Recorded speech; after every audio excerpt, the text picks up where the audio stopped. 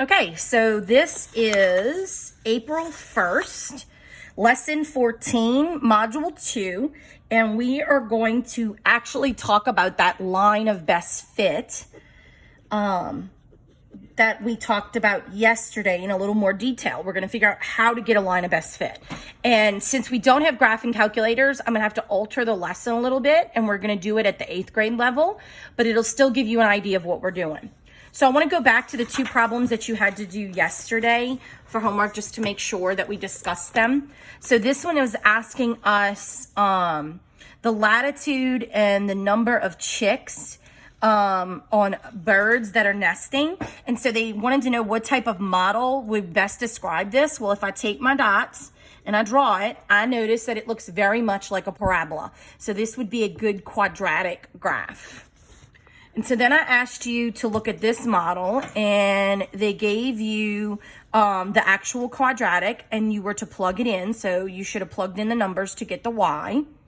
And then for the third one, what type of model would you use to describe the relationship between age and time to complete the word puzzle? And if I look here, it looks to me more linear than anything. So I would say probably a linear model would work for this one.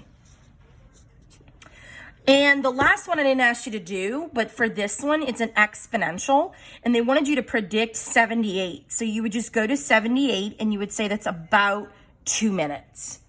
So I want you to be able to predict off of a scatter plot, because that's going to be a lot of what the test questions are going to ask you to do. So here we are for lesson 14, modeling with a line. So the example that they give us is Kendra likes to watch crime scene investigation shows. She watches a show where investigators use a shoe print to help identify a suspect. She questioned how possible it is to predict someone's height from the shoe print. To investigate, she collects all the data into a table and then creates a scatter plot. And I also want you to know that if we were in class, actual class, I would be showing you how to create a scatter plot in your calculator so that you could figure out some of these answers about these data points off of the calculator. So the question asks, is there a relationship between shoe length and height? So the greater the shoe,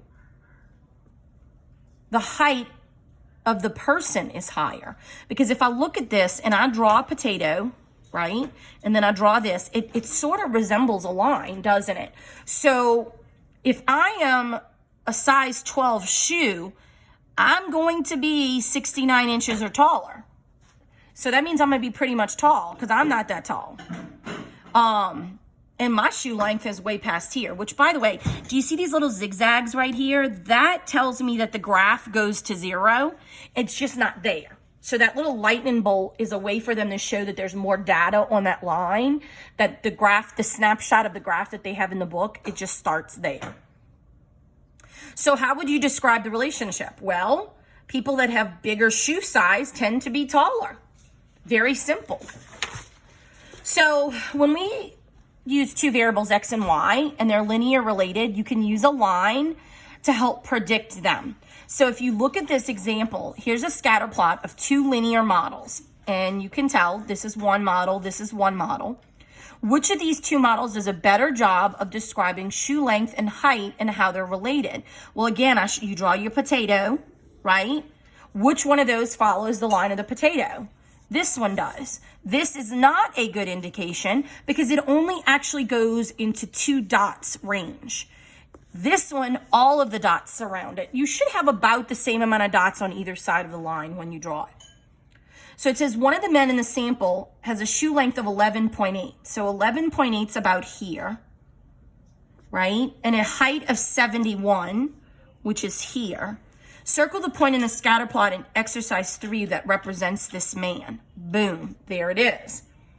And so he actually falls on that, but more in a growth in this direction where it's more of a positive correlation.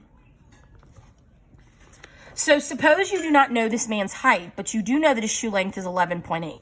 If you use the model and then they give you this equation, 25.3 plus 3.66x, what would you predict his height to be? So if they tell me that it's 11.8, I would plug in 11.8 here,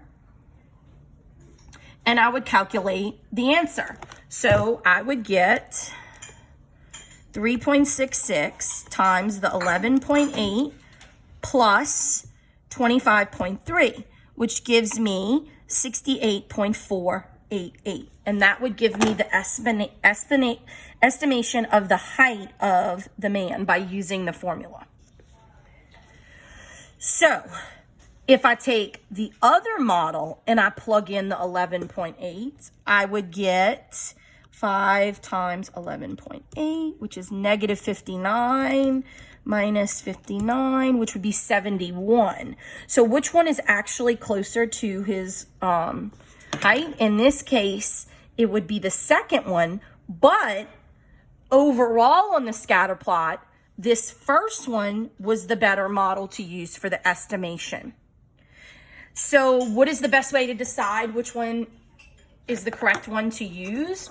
You draw in your potato. You draw your potato around all the dots, the top and the lowest dot, and then you draw your line through it. And that's going to be giving you your best estimate. So one way to think about how a line is useful is to find what's called the residual. And I think of the word residual, it's like what's left over. So basically what the residual is you plug into the line of best fit and you get an answer. So 71.42. His actual height is 74. The residual is when you subtract these two, and that gives you a 2.58. So at the bottom of your book, it tells you how to get residual.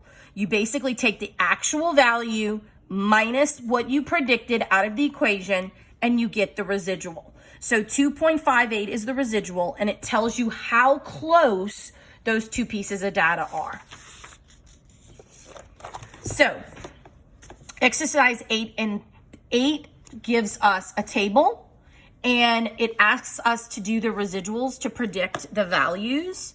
So if our residual is 3.49, then we could figure out what the predicted value is by working backwards. So do number 8 so that you can see how residuals work in your pattern.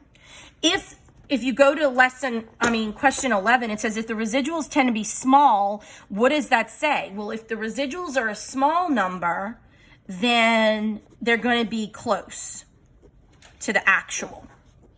But if the residual is a large number, then it's not close to the actual.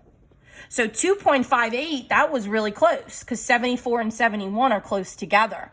But if you look at these residuals up here, that one's pretty far, way farther than the rest. This one's pretty close. So is this one, 0.58 or 0.95. Those are all close to where the predicted value and the actual value are. So the best way to do this is to find what we call the best fit line. And to find the best fit line in a set of data is as easy as picking 2 points off of the data. So if we were going to go to, say, this equation right here on S102, I'd want to pick 2 points that actually fall close to the data. So I would maybe even try to pick this one and this one, and I would find my slope. Okay? So then after I found my slope, I would then find out about where the y-intercept would hit, and that would give me an estimated line for that graph. So you would draw your potato. Yes, I call it that. Then I would draw my spaghetti line. They call that spaghetti model. Through the center. Then I would pick 2 points. And I would find the slope. And then I would extend for the y-intercept. This is how an 8th grader does it, because they don't have the graphing calculator capabilities. So they have to old school it like we did at the beginning of the year when we're learning it. Okay, so what I would like you to do for this lesson is I want you to do 1, 2, and 3. So you could do those 3, 1, 2, and 3, and create that scatter plot. And then other than that, I'm pretty good with whatever's else in the lesson, just knowing what a residual is and being able to construct a scatter plot and tell me the relationship and creating a line of best fit. So just do 1, 2, and 3 for lesson 14.